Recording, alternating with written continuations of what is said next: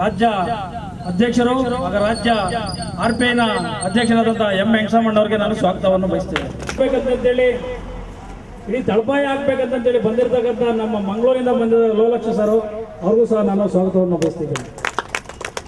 ಬಂದಿದ್ದಾರೆ. ಮತ್ತೆ ನಮ್ಮ ಜಗ್ಗಣ್ಣವರು, ಸುಮಾರು ಜನ ನಮ್ಮ ಎಲ್ಲ ಜೋರಾಗಿ ಚಪ್ಪಾಳೆ ತಟ್ರಿ.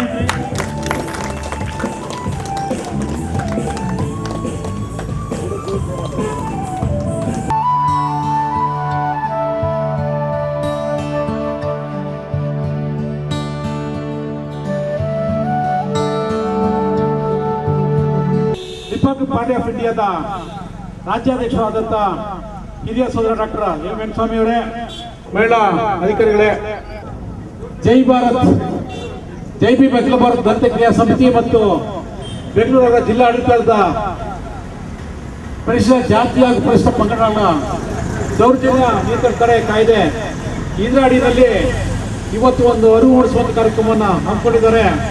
ಇದು ಬಹಳ ಸಂತೋಷದ ವಿಚಾರ. ಈ ಒಂದು ಕಾರ್ಯಕ್ರಮವನ್ನು ನಾವು ಬಹಳ 40 ವರ್ಷದಿಂದ ಮಾಡ್ತಾ ಇದ್ದೀವಿ. ಆದರೂ ಕೂಡ ಇದನ್ನು ನಿರಂತರವಾಗಿ ಮಾಡುವಂತ ಅಗತ್ಯ ಇದೆ. ಯಾಕೆ ಅಂತ ಹೇಳಿದ್ರೆ ಎಲ್ಲ ಭಾಗದಲ್ಲೂ ಇವತ್ತು ಇಡೀ ರಾಜ್ಯ ಎಲ್ಲ ದೇಶದಲ್ಲಿ ಕೂಡ ಈ ದಲಿತರ ಮೇಲೆ ದೌರ್ಜನ್ಯಗಳು ನಿರಂತರವಾಗಿ ನಡೀತಾ ಇದ್ದಾವೆ. ಇದನ್ನ ಹತ್ತಿಕ್ಕೋದಕ್ಕೆ ಆರ್ಟಿಕಲ್ 17 ಆಫ್ ದಿ ಕಾನ್ಸ್ಟಿಟ್ಯೂಷನ್ ಅಲ್ಲಿ ನಮಗೆ ಈ ಒಂದು ಏನು ಅನ್ಟಚಬಿಲಿಟಿ ಅಂದ್ರೆ ಅಸ್ಪೃಶ್ಯತೆಯನ್ನು ನಿವಾರಣೆ ಮಾಡಬೇಕು ಅನ್ನೋದಕ್ಕೆ ಒಂದು ಕಾಯ್ದೆಯನ್ನು ಮಾಡಿದ್ದಾರೆ. ಅದರ ಅನ್ವಯ 1955 ಒಂದು ಆಕ್ಟ್ ಮಾಡಿದ್ದಾರೆ. ಅದಾದ ನಂತರ ಅದು ಅಷ್ಟೇ ಎಫೆಕ್ಟಿವ್ ಆಗಿಲ್ಲ ಅಂತೇಳಿ 1989 ಒಂದು ಕಠಿಣವಾದಂತ ಕಾಯ್ದೆ ಮಾಡಿದ್ರು.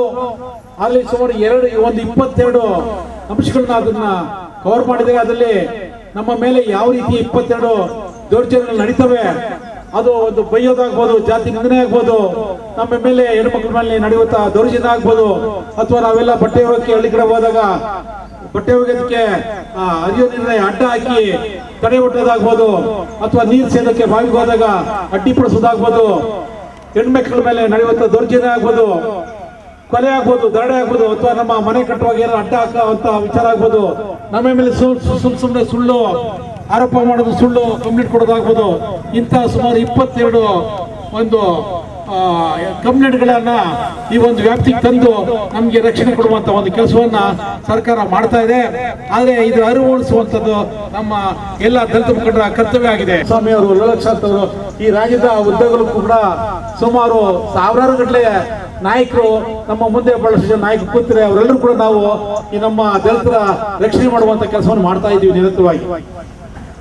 ಹಾಗಾಗಿ ಬಂದ ಇದ್ರ ಮೇಲೆ ಒಂದು ಪುಸ್ತಕನೇ ಇದೆ.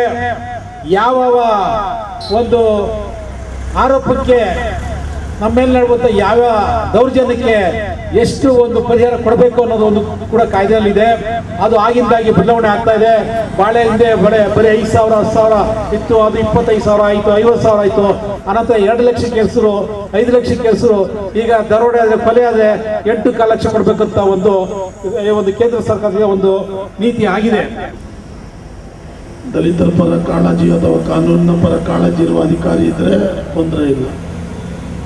ಇಲ್ಲದಿದ್ದರೆ ಏನಾಗ್ತದೆ, ಯಾರೋ ದಲಿತರ ಮೇಲೆ ದೌರ್ಜನ್ಯ ಮಾಡಿದವನು, ಪ್ರಬಲ ಸಮುದಾಯದವನು, ಸ್ಥಳೀಯವಾಗಿ ಪ್ರಬಲ ರಾಜಕಾರಣಿಯೋ ಪೊಲಟಿಯನೋ ಆಗಿದ್ದರೆ ಸ್ಥಳೀಯ ಪೊಲೀಸರಿಗೆ ಅವನ ವಿರುದ್ಧ FIR ಮಾಡೋದಕ್ಕೆ ಹೆದರಿಕೆ ಆಗಿಬಿಡುತ್ತೆ. ಅವನ ಮೇಲೆ FIR ಮಾಡಿದರೆ ಇನ್ನು ಲೋಕಲ್ MLA ಅವನ ಮೇಲಿನ ಮಿನಿಸ್ಟ್ರು ಬಾಯಿಗೆ ಬಂದಾಗ ಬೈದರೆ ದಲಿತನಿಗೆ ಅನ್ಯಾಯ ಆಗಿರೋದು ಸತ್ಯ ಗೊತ್ತಾದರೂ ಕೂಡ ಬಹುತೇಕ ಈ ಠಾಣಾಧಿಕಾರಿಗಳು ಆ ಕೆಲಸವನ್ನು ಮಾಡೋದಿಲ್ಲ. ACP ಅವ್ರ ಹತ್ರ DSP ಅವ್ರ ಹತ್ರ ಕೇಳ್ತಾರೆ, ಸರ್ ಹೀಗೀಗ ಆಗಿದೆ, ಆದರೆ ಮಾಡಿದವನು ಇಂಥವನು ಬಾರಿ ಲೋಕಲ್ ದೊಡ್ಡ ಜನ, ಹೀಗೆ ಮಾಡಿದರೆ ಈ ಪ್ರಾಬ್ಲಮ್ ಆಗುತ್ತೆ, ಏನು ಮಾಡುತ್ತೆ ಸರ್ ಹೇಳಿ. ACP ಸ್ವಲ್ಪ ನಿಯತ್ತಿನ ಮನುಷ್ಯಂದ್ರೆ ಯಾರಾದ್ರಣೆಯ FIR ಹಾಕೋ ಹೇಳುವಂಥ ತಾಕತ್ತು ACPಗಿದ್ರೆ ಅಥವಾ DSPಗಿದ್ರೆ SP-ಗಿದ್ರೆ ಆಗ ಅಲ್ಲಿಂದ ದಲಿತರಿಗೆ ನ್ಯಾಯ ಸಿಗುವ ಪ್ರಕ್ರಿಯೆ ಆರಂಭ ಆಗುತ್ತೆ. ಯಾವುದ್ಯಾವುದು ಮಾಡಬೇಕು, ಮಾಡದಿದ್ದರೆ ಅದು ಕರ್ತವ್ಯ ಲೋಪ ಎಂಬುದನ್ನು ಕೂಡ ನಾವು ನಿರ್ದಿಷ್ಟಪಡಿಸುವ ಕೆಲಸವನ್ನು ಮಾಡಿದ್ದಾರೆ. ಇರಲಿ, ಇನ್ಕ್ಲೂಡಿಂಗ್ ಮುಖ್ಯಮಂತ್ರಿ ಇರಲಿ, ಅವರೆಲ್ಲರೂ ಕೂಡ ನಾವು ಕೊಡುವ ತೆರಿಗೆಯಿಂದ ಸಂಬಳ ಪಡೆಯುವ ಅಥವಾ ವೇತನ ಪಡೆಯುವ ಜನರು. ಅವನಿಗೆ ಆ ಜಮೀನನ್ನು ಆಕ್ರಮಣ ಮಾಡ್ಕೊಂಡಿದ್ದಾರೆ. ಪೊಲೀಸ್ ಹತ್ರ ಹೋದ್ರೆ ಪೊಲೀಸರು ಏನು ಮಾಡ್ತಾರೆ, ಅದು ಸಿವಿಲ್ ಡಿಸ್ಪ್ಯೂಟ್ ಅಪ್ಪ, ಅದನ್ನು ನೀನು AC ಹತ್ರ ಹೋಗು, ಅದನ್ನು ಅದಕ್ಕೆ ಏನೋ ಬೇಕು ಅದು ಮಾಡ್ಕೊಳ್ಳೋಣ. ಆಗೋದಿಲ್ಲ. ನಿಮ್ಮ ಜಮೀನನ್ನು ಬೇರೆ ಜಾತಿಯವನು, ಪರಿಶಿಷ್ಟ ಜಾತಿ ಅಥವಾ ಪರಿಶಿಷ್ಟ ಪಂಗಡಕ್ಕೆ ಸೇರದ ಒಬ್ಬ ಮಾಡಿಕೊಂಡ್ರೆ ಅದನ್ನು ಪೊಲೀಸರು ಕ್ರಿಮಿನಲ್ ಕೇಸ್ ಹಾಕಬೇಕು ಅವನ ಮೇಲೆ. ಅಭಿನಂದನೆಗಳು ಸಲ್ಲಿಸುತ್ತಾ, ಈಗ ಸಮಾಜ ಕಲ್ಯಾಣ ಇಲಾಖೆಯಿಂದ ನಮ್ಮ ದಲಿತರಿಗೆ ಯಾವ್ಯಾವ ರೀತಿ ಅನುಕೂಲಗಳಿದೆ ಅನ್ನೋದನ್ನ ನಮ್ಮ ಮ್ಯಾನೇಜರ್ ಆದಂಥ ನಮ್ಮ ಮಂಜುನಾಥ್ ಸಾಹೇಬ್ರು ಹೇಳ್ಬೇಕಂತ ಕೇಳ್ಕೊತಾ ಇದ್ದೀನಿ. ನಮ್ಮ ಸಮಾಜ ಕಲ್ಯಾಣ ಇಲಾಖೆ ಸಾಮರಸ್ಯದಿಂದ ಜೀವನ ಮಾಡಲಿಕ್ಕೆ ಈ ಅಂತರ್ಜಾತಿ ವಿವಾಹದ ದಂಪತಿಗಳಿಗೆ ಪ್ರೋತ್ಸಾಹ ಧನವನ್ನು ಸಹ ನೀಡಲಾಗುತ್ತೆ. ಇನ್ನು ಕಾನೂನು ಪದವೀಧರರಿಗೆ ಅವರಿಗೆ ಪ್ರೋತ್ಸಾಹ ಧನವನ್ನು ನೀಡಲಾಗುತ್ತೆ. ಈ ವಿದ್ಯಾರ್ಥಿಗಳಿಗೆ ಏನು ಒಂದು ಮೋಟಿವೇಶನ್ ಪ್ರೇರಣೆ ನೀಡೋದ್ರಿಂದ SLCಯಿಂದ ಪದವಿಯವರೆಗೂ ಸ್ನಾತಕೋತ್ತರ ಪದವಿವರೆಗೂ ಸಹ ವಿವಿಧ ರೀತಿಯ ಪ್ರೋತ್ಸಾಹ ಧನವನ್ನು ನೀಡಲಾಗುತ್ತೆ. ಇವುಗಳೆಲ್ಲಕ್ಕಿಂತ ಮುಖ್ಯವಾಗಿ ನಾವು ಈ ಪರಿಶಿಷ್ಟ ಜಾತಿ ಪರಿಶಿಷ್ಟ ಪಂಗಡದವರು ನಮ್ಮ ಇಲಾಖೆಯ ಎಲ್ಲ ಕಾರ್ಯಕ್ರಮಗಳನ್ನು ಸಹ ಆನ್ಲೈನಲ್ಲೇ ಮತ್ತು ದಿನಪತ್ರಿಕೆಗಳಲ್ಲಿ ಪ್ರಕಟಣೆ ಮಾಡೋದ್ರ ಮೂಲಕ ಮಾಡಲಾಗುತ್ತೆ. ಇದು ಅಲ್ಲದೆ ಈ ಥರ ತಾಲೂಕಿನಲ್ಲಿ ಅರಿವು ಮೂಡಿಸುವ ಕಾರ್ಯಕ್ರಮವನ್ನು ಇಲಾಖೆಯ ವತಿಯಿಂದನೇ ಪ್ರತಿ ತಾಲೂಕುಗಳಲ್ಲೂ ಸಹ ನೀಡಲಾಗುತ್ತೆ.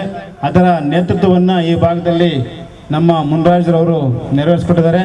ಅವರಿಗೆ ಅಭಿನಂದನೆಗಳನ್ನು ಸಲ್ಲಿಸ್ತೀವಿ. ಯಾಕಂದರೆ ನಮ್ಮ ಇಲಾಖೆಗೆ ಬಂದು ನಮ್ಮ ಜನರ, ನಮ್ಮ ಬಂಧುಗಳ ಹಿತವನ್ನು ಕಾಪಾಡಬೇಕು.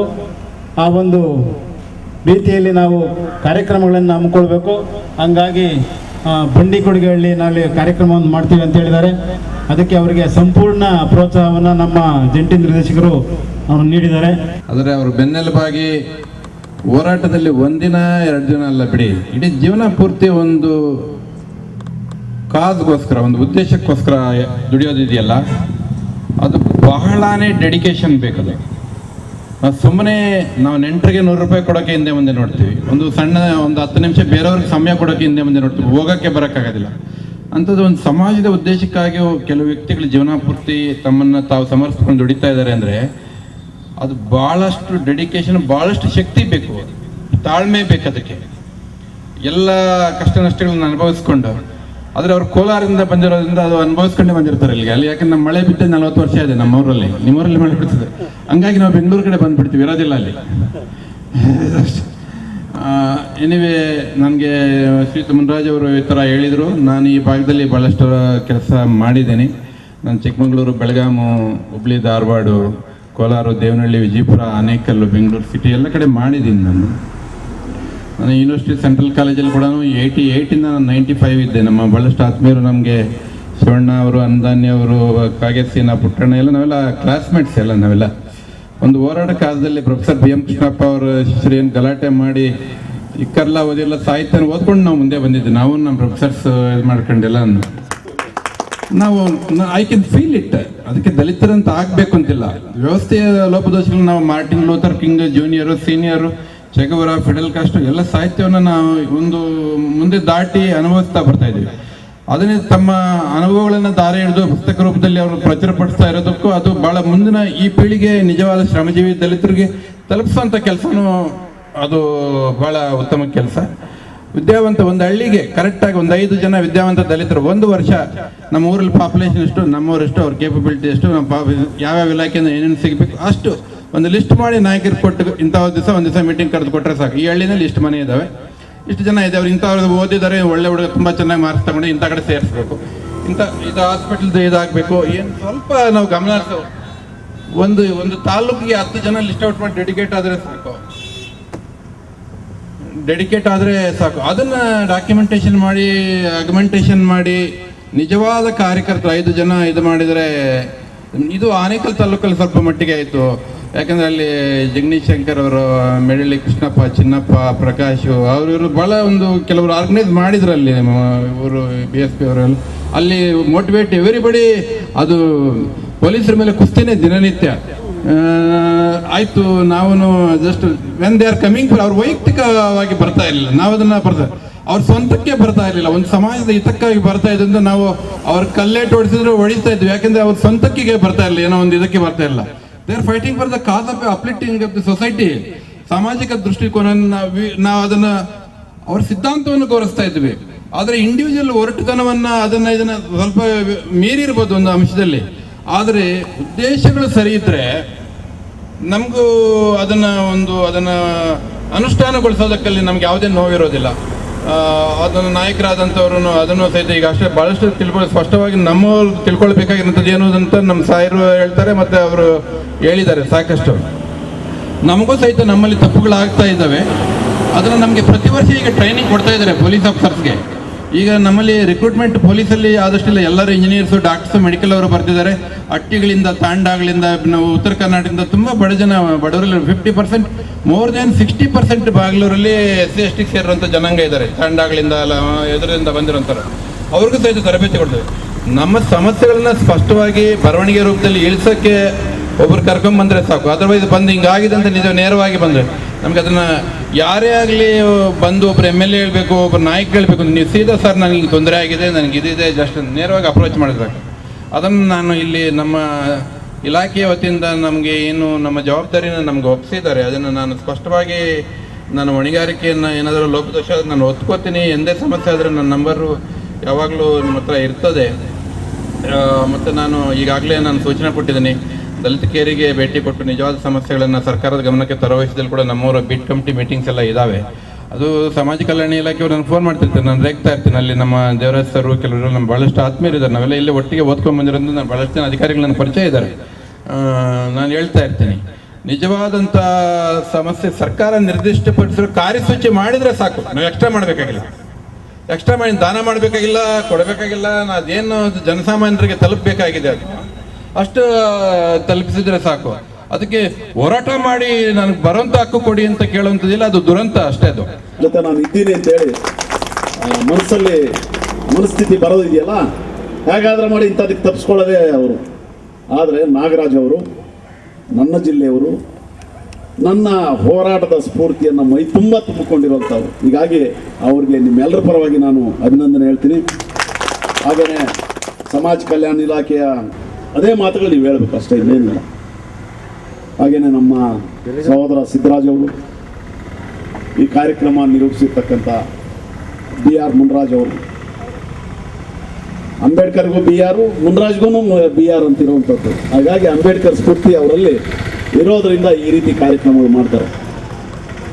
ಇದೊಂದು ಮಾದರಿ ಕಾರ್ಯಕ್ರಮ. ನನ್ನ ಜೊತೆಗೆ ಮತ್ತೊಬ್ಬ ಸಹೋದರರಾಗಿರ್ತಕ್ಕಂಥ ಕಾಶಿ, ಅಂಬೇಡ್ಕರ್ ಹೇಳ್ಕೊಟ್ಟಿರ್ತಕ್ಕಂಥ ಶಿಕ್ಷಣ ಕೆಲಸವನ್ನು ಫ್ರೀಯಾಗಿ ಟ್ಯೂಷನ್ ಮಾಡೋದು 42-43 ಸ್ಕೂಲ್ಗಳು ಮಾಡ್ತಾರೆ ಬೆಂಗಳೂರು ನಗರದಲ್ಲಿ, ಸ್ಲಮ್ಗಳಲ್ಲಿ. ಇಂಥ ಅವ್ರನ್ನೆಲ್ಲ ಒಳಗೊಂಡಂಥ ಒಂದು ಕಾರ್ಯಕ್ರಮ. ಜೊತೆಗೆ ಬಂಡಿ ಕೊಡಗೆಹಳ್ಳಿ ಊರು ಭಾಳ ದೊಡ್ಡ ಹೆಸರು ಮಾಡಿರೋದು ಅನೇಕ ಕಾರಣಗಳಿಗಾಗಿ ನಾನು ಇಲ್ಲಿ ಹೇಳಕ್ಕೆ ಹೋಗಲ್ಲ. ನಾನು ಕೂಡ ಒಂದು ಹೋರಾಟದಲ್ಲಿ ಭಾಗಿಯಾಗಿದ್ದೀನಿ. ದಲಿತರ ಭೂಮಿ ಲಪ್ಟಾಯಿಸುವಂಥ ವಿಚಾರದಲ್ಲಿ ಈ ಊರ ಹೆಸರಾಗಿರುವಂಥದ್ದು. ನನಗೆ ಈ ಸಭೆಯಲ್ಲಿ ಕೂತಿರೋವ್ರ ಮುಖ ನೋಡಿದ್ರೆ ಕಂಬಾಲಪಲ್ಲಿಯಲ್ಲಿರ್ತಕ್ಕಂಥ ಜನರು ನೋಡ್ದಂಗಿದೆ. ನಾವು ಬೆಂಗಳೂರಿಗೆ ಇಂಟರ್ನ್ಯಾಷನಲ್ ಏರ್ಪೋರ್ಟ್ ಹೊಂದ್ಕೊಂಡಿದ್ದೀವಿ. ಬಹುಶಃ ಬೇರೆ ದೇಶದವ್ರು ಬಂದು ನೋಡಿದ್ರೆ ಇಂಡಿಯಾ ಇದೇ ರೀತಿ ಇರುತ್ತೆ ಅಂತ ಅನ್ಸುತ್ತೆ, ಅವ್ರಿಗೆ ಅನ್ಸುತ್ತೆ ಈಗ. ಯಾಕಂದ್ರೆ ಇಂಟರ್ನ್ಯಾಷನಲ್ ಏರ್ಪೋರ್ಟಲ್ಲಿ ಬಂದು ನೋಡೋಂಥವ್ರು ಅವ್ರು ಬೇರೆ ಬೇರೆ ಇರ್ತಾರೆ. ಆದರೆ ಊರಲ್ಲಿ ಗ್ರಾಮದಲ್ಲಿ ಇಂಥವ್ರು ಇದ್ದಾರೆ ಅಂತ ಹೇಳಿದ್ರೆ, ಇನ್ನು ನಾವು ಸೌತ್ ಆಫ್ರಿಕಾ ಯಾವ್ಯಾವ ಸಣ್ಣ ಸಣ್ಣ ದೇಶಗಳಿದ್ದಾವೆ, ಕಿತ್ತು ತಿನ್ನುವ ಬಡತನ ಇವತ್ತು ಕೂಡ ಮನುಷ್ಯರನ್ನೇ ತಿನ್ನುವಂಥ ಪರಿಸ್ಥಿತಿ ಇರುವಂಥದ್ದು. ಅದಕ್ಕಿಂತ ಏನು ಕಡಿಮೆ ಇಲ್ಲ ಇಲ್ಲಿ ಮಕ್ಕಳು ನೋಡ್ತಾ ಇದ್ರು. ಮಾಸಿ ಹೋದ ಮಕ್ಕಳು ಇವತ್ತು ಕಾಣ್ತಾವಲ್ಲ. ನಮಗೆ 70 ವರ್ಷಗಳಾಯಿತು ನಮ್ಮ ಇದು ಸ್ವಾತಂತ್ರ್ಯ ಬಂದು. ಇಂಟರ್ನ್ಯಾಷನಲ್ ಏರ್ಪೋರ್ಟ್ಗೆ ಹೊಂದ್ಕೊಂಡಿರ್ತಕ್ಕಂಥ ಬಂಡಿ ಕೊಡಗೇಹಳ್ಳಿಯಲ್ಲಿ ಇವತ್ತು ಕೂಡ ದಲಿತರು ಯಾವ ರೀತಿ ಇದ್ದಾರೆ ಅನ್ನೋದಕ್ಕೆ ಇಂಡಿಯಾ ಈ ರೀತಿ ಇದೆ.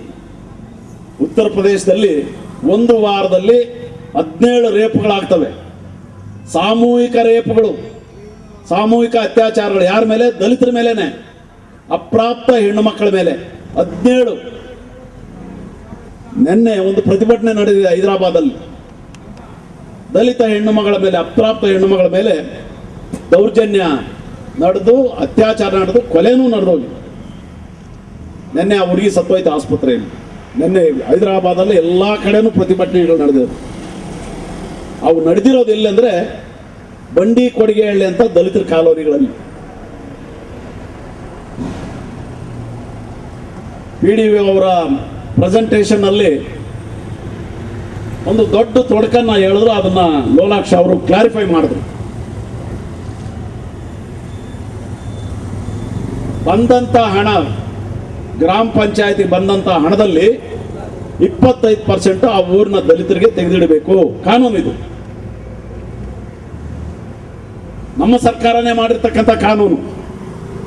ಅದನ್ನ ಅನುಷ್ಠಾನ ಮಾಡೋದಕ್ಕೆ ಯಾವುದೋ ಪಂಚಾಯತಿ ಅಧ್ಯಕ್ಷ, ಯಾವುದೋ ಸದಸ್ಯ ಅಡ್ಡಿ ಬರ್ತಾನೆ, ನಾವು ಮೀಟಿಂಗ್ ಸೇರಿಲ್ಲ, ಇವೆಲ್ಲ ಸಬೂಬುಗಳು ಹೇಳೋದು ಅವತ್ತಿಂದಲೂ ಬಂದಿರುತ್ತದೆ. ಸಬೂಬುಗಳು ಹೇಳಕೂಡದು ಕಾನೂನಲ್ಲಿ. ಅದಕ್ಕೆ ಜವಾಬ್ದಾರಿ ಲೋಲಾಕ್ಷ ಅವ್ರು ಹೇಳ್ದಂಗೆ ಎಕ್ಸಿಕ್ಯೂಟಿವ್ ಆಫೀಸರ್ EO ಏನಿರ್ತಾರೆ ನೇರ ಹೊಣೆ. ಅದು PDO ಅದರ ಅದೇನು ಅನುಷ್ಠಾನ ತರ್ತಕ್ಕಂಥ ಅಧಿಕಾರಿ. ಎಲ್ಲವೂ ಅಧಿಕಾರ ಇರ್ತದೆ ಅವ್ರಿಗೆ. ಅವ್ರು ಸಪೋಸ್ ಬೇರೆ ಜಾತಿಯ ಅಧಿಕಾರಿಗಳಾಗಿದ್ರೆ ದಲಿತರ ಮೇಲಿನ ದೌರ್ಜನ್ಯ ತಡೆ ಕಾಯ್ದೆಯಲ್ಲಿ ಆ ಅಧಿಕಾರಿಗಳು ಬಂಧಿಸಲ್ಪಡ್ತಾರೆ, ಜೈಲು ಕಳಿಸ್ಬೋದು. ಬಹಳ ಚೆನ್ನಾಗಿ ಹೇಳಿದ್ರು ACP. ನಮ್ಮ ಜೇಬಿಂದ ದುಡ್ಡು ಕೊಡಬೇಕಾಗಿಲ್ಲ, ನಾವು ತಂದ್ರೆ ಎಲ್ಲರ ರಕ್ಷಣೆ ಸರಿಯಾಗ್ಬಿಡುತ್ತೆ. ಹೀಗಾಗಿ ಬಂಡಿ ಕೊಡಗೇಹಳ್ಳಿಯಲ್ಲಿ ಇವತ್ತು ಅಖಿಲ ಭಾರತ ದಲಿತ ಕ್ರಿಯಾ ಸಮಿತಿ ಮುನ್ರಾಜ್ ಅವರ ನೇತೃತ್ವದಲ್ಲಿ ಈ ರೀತಿಯ ಒಂದು ಕಾರ್ಯಾಗಾರವನ್ನ ಆಯೋಜನೆ ಮಾಡಿರ್ತಕ್ಕ ಬಹಳ ಮುಖ್ಯ ಇದೆ. ಸಮಾಜ ಕಲ್ಯಾಣ ಇಲಾಖೆಯವರು ಮಾಡಬೇಕಾಗಿರ್ತಕ್ಕಂಥ ಕಾರ್ಯಕ್ರಮ ಇದು. ಅವರ ಸಂಯೋಜನೆಯಲ್ಲಿ ಅವರಿಗೆ ಬೇಕಾದಷ್ಟು ಕೆಲಸಗಳು ಅದು ಮಾಡಲ್ಲ. ದಲಿತ ಸಂಘಟನೆಗಳು ಈ ಕೆಲಸವನ್ನ ಇಡೀ ರಾಜ್ಯದಾದ್ಯಂತ ಮಾಡ್ತಾ ಇದ್ದಾವೆ. ಅವೇರ್ನೆಸ್ ಇದೆ. ವೀರಾಚಯ್ಯ ಅವರು ಗೃಹ ಮಂತ್ರಿ ಇದ್ದಾಗ ನಾನೇ ಅವ್ರ ಮನೆಗೆ ಮುತ್ತಿಗೆ ಹಾಕಿ, ಆಗ DSS ಅಲ್ಲಿದ್ದೆ, ಮುತ್ತಿಗೆ ಹಾಕಿ ಪ್ರತಿ ಭಾನುವಾರ ಈ ರಾಜ್ಯದಲ್ಲಿ ಪ್ರತಿ ಪೊಲೀಸ್ ಸ್ಟೇಷನ್ ದಲಿತ ದಿನಾಚರಣೆ ಆಚರಣೆ ಮಾಡಬೇಕು ಅಂತ ಹೇಳಿ ಆದೇಶ ಮಾಡಿಸಿದ್ದು. ದಲಿತರ ಮೇಲೆ ನಡೀತಕ್ಕಂಥ ದೌರ್ಜನ್ಯ ನಿಲ್ಲಿಸೋದಕ್ಕೆ ನಾನೇ ಮಾಡಿಸಿದ್ದೆ. DSS ಅಲ್ಲಿದ್ದಾಗ ವೀರಾಚಯ್ಯ ಅವರು ಅನೇಕ ಕಾರಣಗಳಿಗಾಗಿ ನಮ್ಮ ಜೊತೆ ಒಡನಾಟ ಇತ್ತು, ಮಾತುಕತೆ ನಡೆಸ್ತಾ ಇದ್ರು. ಹೋಮ್ ಮಿನಿಸ್ಟರ್ ಆದ್ದರಿಂದ ಇಂಥ ಒಂದು ಕಾನೂನು ಅವತ್ತು ಮಾಡಿಸಿದ್ರು. ಹೆಗ್ಡೆ ಅವರು ಚೀಫ್ ಮಿನಿಸ್ಟರ್, ಅವರು ಅಪ್ರೂವ್ ಮಾಡಿದ್ರು. ಇಂಥದ್ದೊಂದು ನಡೀಲಿ ಪ್ರತಿ ಭಾನುವಾರ, ಅಂದರೆ ಪ್ರತಿ ಭಾನುವಾರ ಅಲ್ಲ, ತಿಂಗಳಿಗೊಂದು ಭಾನುವಾರ, 2ನೇ ಭಾನುವಾರ ಏನೋ ಅಂತಿದೆ. ಇದು ಅದು ಕಾನೂನು ಆಗಿದೆ. ಇವತ್ತು ಪ್ರತಿ ಪೊಲೀಸ್ ಅಧಿಕಾರಿ ಕೂಡ ಯಾರಿಲ್ಲ ಅಂದ್ರೂ ಕೂಡ ಅಲ್ಲಿ ಇರ್ತಕ್ಕಂಥ ದಲಿತರ ಪರ ಇರ್ತಕ್ಕಂಥ ಕರೆದು ಮಾತಾಡ್ತಾರೆ. ಇವತ್ತು ಅಂದರೆ ಪೊಲೀಸ್ ಸ್ಟೇಷನ್ಗೆ ಹೋಗೋದಕ್ಕೆ ಎದುರ್ತಾ ಇದ್ದಂಥ ಜನ ಇವತ್ತು ಪೊಲೀಸ್ ಸ್ಟೇಷನಲ್ಲಿ ಕಾನೂನು ಏನು ಅನ್ನೋದನ್ನ ಅರ್ಥ ಮಾಡ್ಕೊಳ್ಳೋ ಪರಿಸ್ಥಿತಿ ಇಂಥ ಕಾನೂನುಗಳು ಹೋರಾಟದಿಂದ ಸಾಧ್ಯ ಆಗಿರೋದು. ಬಾಬಾ ಸಾಹೇಬ್ ಅಂಬೇಡ್ಕರ್ ಅವರು ಸಂವಿಧಾನವನ್ನು ಬರೀಬೇಕಾದ್ರೆ ಅವರು 1910ರ ದಶಕದಿಂದ 1950ರ ದಶಕದವರೆಗೂ ನಿರಂತರವಾಗಿ ಹೋರಾಟ, ಹಂತ ಹಂತವಾದಂಥ ಹೋರಾಟ, ಬದಲಾವಣೆಗಳಿಗೆ ಅನುಕೂಲವಾದಂಥ ಹೋರಾಟಗಳು. ಅವರ ಹೋರಾಟ ಬಹಳ ಮುಖ್ಯವಾಗಿರ್ತಕ್ಕಂಥ ನೀವು ಅರ್ಥ ಮಾಡ್ಕೋಬೇಕು ಎಲ್ಲರೂ ಕೂಡ. ವರ್ಷದಲ್ಲಿ ರಿಪಬ್ಲಿಕನ್ ಪಾರ್ಟಿ ಆಫ್ ಇಂಡಿಯಾನ ಕಟ್ತಾರೆ. ಇವೆಲ್ಲವೂ ಆಯ್ಕೆಗಳು. ತಾನು ಅಧಿಕಾರಿಯ ತಾನು ಮುಖ್ಯಮಂತ್ರಿ ಆಗಬೇಕು. ಈ ಜನಾಂಗ ಸಬಲರಾಗಿ ಭಾರತದ ಪ್ರಜೆಗಳಾದ ನಾವು ಭಾರತ ದೇಶ ಸಾರ್ವಭೌಮ ರಾಷ್ಟ್ರ ಆಗ್ಬೇಕಂತೇಳಿ ಕನಸು ಕಂಡು ಭಾರತದ ಸಂವಿಧಾನದಲ್ಲಿರ್ತಕ್ಕಂಥ ಮೌಲ್ಯಗಳನ್ನು ಎತ್ತಿ ಹಿಡಿತಕ್ಕಂಥದ್ದು, ಅದು ನ್ಯಾಯ ಆಗ್ಬೋದು, ಸ್ವಾತಂತ್ರ್ಯ ಆಗ್ಬೋದು, ಸಮಾನತೆ ಆಗ್ಬೋದು, ಸಹೋದರತ್ವ ಆಗ್ಬೋದು, ಈ ಆಶಯಗಳನ್ನು ಎತ್ತಿ ಹಿಡಿತಕ್ಕಂಥ ಸಂವಿಧಾನದ ಪ್ರಸ್ತಾವನೆಯನ್ನ ಬಾಬಾ ಸಾಹೇಬ್ ಅಂಬೇಡ್ಕರ್ ಅಲ್ಲದೆ ಬೇರೆ ಯಾರೂ ಬರೆಯಕ್ಕೆ ಸಾಧ್ಯ ಇಲ್ಲ. ಸೊ ಹೀಗಾಗಿ ಅಂತ ಸಂವಿಧಾನದ ಮೌಲ್ಯಗಳನ್ನು ಎತ್ತಿ ಹಿಡಿತಕ್ಕಂಥ ಕಾನೂನು ಕಾಯ್ದೆಗಳ ಅರಿವು ಮೂಡಿಸ್ತಕ್ಕಂಥ ಕಾರ್ಯಕ್ರಮ ಬಹಳ ಉತ್ತಮವಾಗಿದೆ. ಬಹುಶಃ ಬಂಡಿ ಕೊಡುಗೆ ಹಳ್ಳಿಗೆ ಸೀಮಿತ ಮಾಡಿರೋದು ಮುನ್ರಾಜ್ ಅವ್ರಿಗೆ ನಾನು ವಿನಂತಿ ಮಾಡ್ತೀನಿ, ರಾಜ್ಯದ ಎಲ್ಲ ದಲಿತ ಹೋರಾಟಗಾರನ್ನು ಕರೆಸೋಣ. ಒಂದು ದಿವಸದ ಕಾರ್ಯಾಗಾರ ಬೆಳಗ್ಗೆಯಿಂದ ಸಂಜೆವರೆಗೂ ಬಹಳ ದೊಡ್ಡ ವೇದಿಕೆ ಆಗಿದೆ. ಈ ರೀತಿ ಮಾಸಿದ ಮುಖಗಳಿರ್ತಕ್ಕಂಥ ಜನರು ಕರೆಸಿ. ಎಲ್ಲ ಹಳ್ಳಿಗಳಲ್ಲೂ ಇದ್ದಾರೆ. ಈ ಭಾಗದಲ್ಲಿ ಇಂಟರ್ನ್ಯಾಷನಲ್ ಏರ್ಪೋರ್ಟ್ ಹತ್ರ ಇರ್ತಕ್ಕಂಥ ಎಲ್ಲ ಹಳ್ಳಿಗಳ ಪರಿಸ್ಥಿತಿ ಹಿಂಗೆ ಇದೆ. ಅವ್ರನ್ನ ಕರೆಸ್ರಿ. ಈ ರೀತಿಯ ಕಾನೂನು ಕಾಯ್ದೆ ಗೊತ್ತಿರತಕ್ಕಂಥವ್ರ ಮೂಲಕ ಅದನ್ನು ಅರಿವು ಮೂಡಿಸ್ರಿ.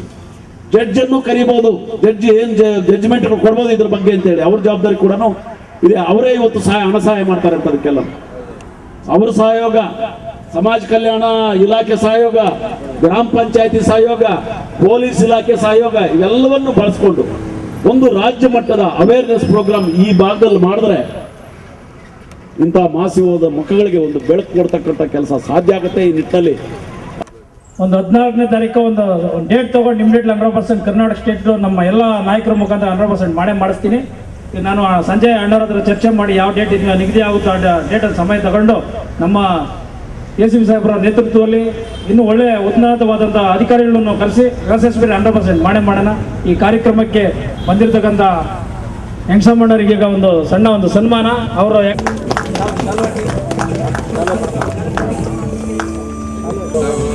ಅಧಿಕಾರ ಕೇಂದ್ರದಲ್ಲಿ ಬರಬೇಕು. ನಮಗೆ ಜನಸಾಮಾನ್ಯರಿಂದ ರೀಚ್ ಆಗಬೇಕು. ನಮ್ಮ ಜಿಲ್ಲೆಯವರೆಲ್ಲ